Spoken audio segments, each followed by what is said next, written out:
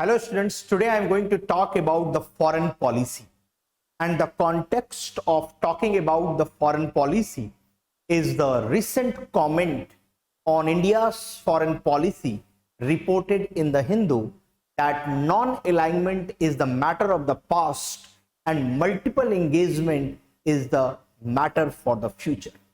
So now in this context, first of all, we will understand that what is foreign policy.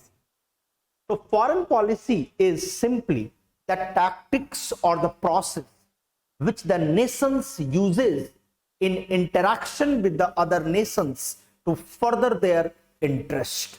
And here interest means national interest. And for your information, I just want to mention here that the foreign policy can be static or it can be dynamic. Or you will find that in the foreign policy of any country, it can be a mix of both. So what is the meaning of a static foreign policy? The meaning of a static foreign policy is maintenance of status quo. For example, I just want to give one example here so that you will understand what is the meaning of statism in the foreign policy. It simply means that we are sending our forces for peacemaking operation, no matter the dynamic of the external environment. Whatever the dynamic of external environment today, it is not impacting our static part of the foreign policy, that is, we are sending our forces for the peacemaking operation.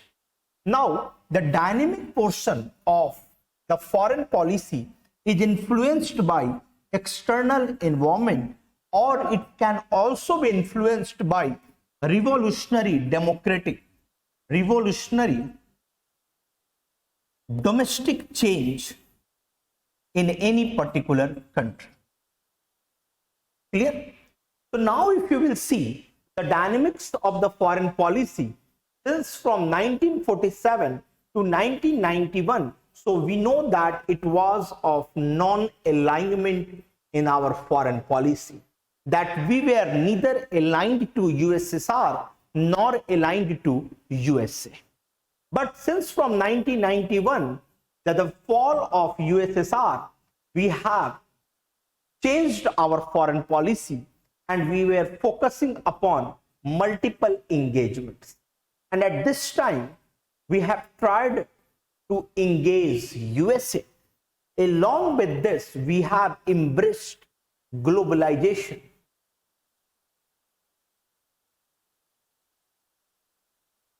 And since from 2008, you will see there is a dynamic change from 2008 to 2014 that we have focused upon the economic diplomacy a lot. However, it is being said that since from 2014, there has been a sea change in our foreign policy. So what has been the change in our foreign policy? Since from 2014, it is being said that the major change is NAM 2.0. So what is NAM 2.0? It means that we are crafting a strategic path for ourselves, crafting of a strategic path without rejecting the accepted path of non-alignment, without rejecting the accepted path of non-alignment. But the question arises that how we are going and what is the evidence and what is the process of NAM 2.0. The very first thing that we are having the contact with the cross-continental blocks. Cross-continental blocks means BRICS, IPSA. At the same time, we are focusing upon the sub-regional groupings. Example is SCO.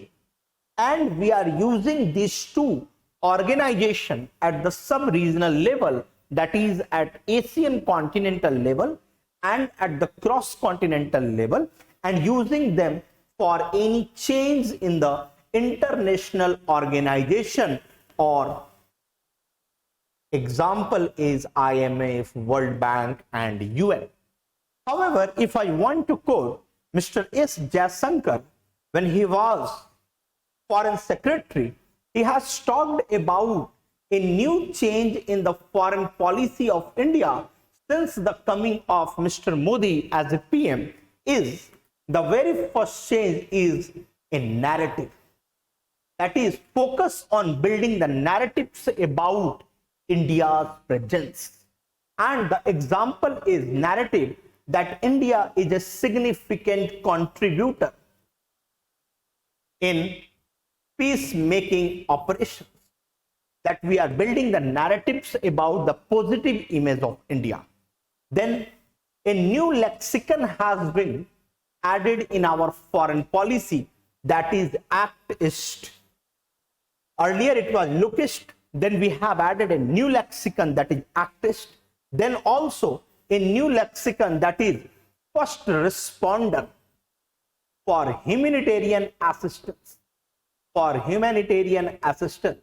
in Indian Ocean. Then the third is focus upon diaspora. It is being said that Mr. Modi is aggregating the scattered pieces of Indianness, into formidable force, Example is Madison Square, formidable force. Then India is also focusing upon soft power, that is inclusion of yoga at the UN. At the same time, if you will see India's engagement with the actist, so one of the C, that is culture, connectivity and commerce. Out of these three C, one C is about promoting Buddhism for integration of relation with the Southeast Asian countries. So here again we are using our soft power. So now if you will see, then the major focus today is on these four elements. At the same time, obviously, we are focusing upon our neighborhood. And also we are considering the littoral countries of the Indian Ocean as our immediate neighborhood. And therefore, India today is not, you can say, we are not being protected. What we are doing, we are engaging USA, and at the same time, we are engaging Russia. Both these two rivals are being maneuvered very easily by India because of its new dynamism in the foreign policy. So that's all about the understanding of the foreign policy. Thanks a lot.